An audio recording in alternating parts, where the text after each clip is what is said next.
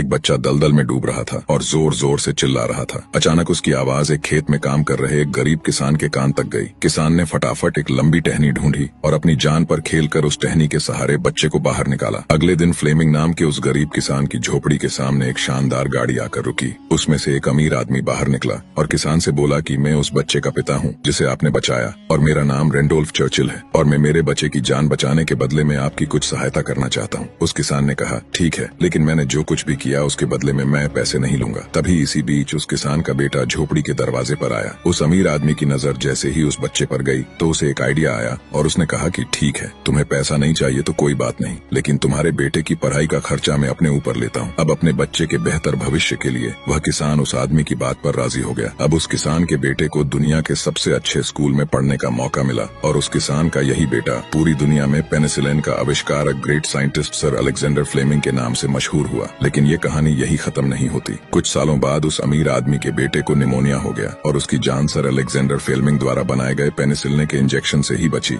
और उस अमीर आदमी के बेटे का नाम था विंस्टन चर्चिल, जो 2 बार ब्रिटेन के प्रधानमंत्री रहे। दोस्तों, शायद इसीलिए कहते हैं कि कर्म हमेशा घूम कर आते हैं, इसलिए हमेशा दूसरों का अच्छा करें ताकि आपके साथ भी हमेशा अच्छा हो।